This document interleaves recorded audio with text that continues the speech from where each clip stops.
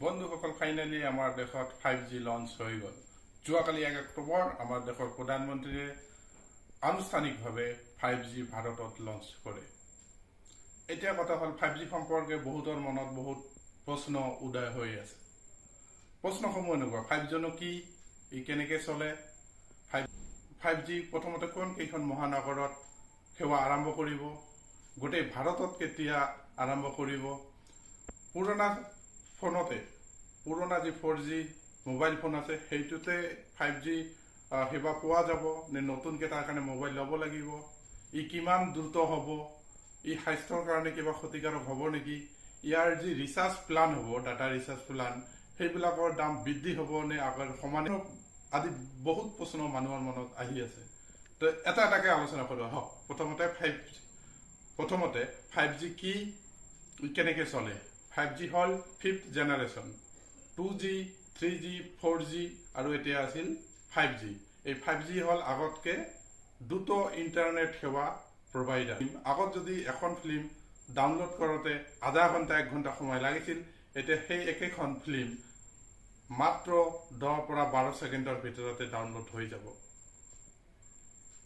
গতিকে ই হ'ল দ্ৰুত ইণ্টাৰনেট সেৱা।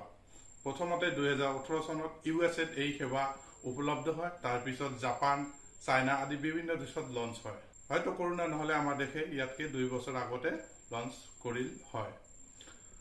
এতিয়া কথা হ'ল যে প্ৰথমতে কোন কেইখন মহানগৰত এই সেৱা উপলব্ধ হ'ব। আমাক বিভাগীয় কৰ্তৃপক্ষই জনোৱা মতে প্ৰথমতে 13খন মহানগৰত এই সেৱা উপলব্ধ হ'ব।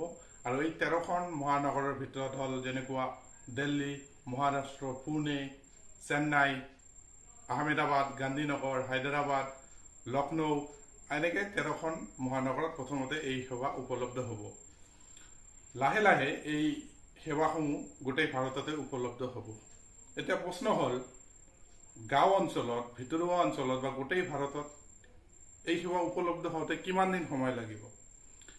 বিভাগে জনোৱা মতে 1.5 বছৰৰ পৰা 2 বছৰৰ ভিতৰত এই সেৱা গোটেই ভাৰততে গাঁও অঞ্চলতো এই সেৱা উপলব্ধ হ'ব। এতিয়া আৰু এটা প্ৰশ্ন মনলৈ আহে চবৰে মনত, যে এই 5G সেৱা আগৰ যি 4G হেণ্ডছেট আছে তাতে উপলব্ধ হ'ব নে নতুনকৈ মোবাইল ল'ব লাগিব।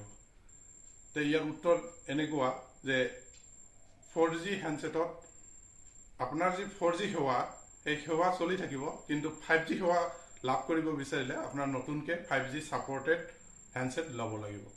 আপোনাৰ মোবাইলটো 4G মোবাইলটো পেলাই দিব নালাগে, সেইটোত আপুনি 3G বা 4G সেই সেৱাসমূহ লাভ কৰি থাকিব। আৰু এটা প্ৰশ্ন যে ইয়াৰ ৰিচাৰ্জ, ডাটা ৰিচাৰ্জ প্লানৰ দাম বৃদ্ধি হ'ব নে আগতকৈ কম হ'ব নে আগৰ সমানে হ'ব। তো নিশ্চয় ইয়াৰ দাম আগতকৈ বৃদ্ধি হ'ব। 40 to 50% দাম বৃদ্ধি হ'ব।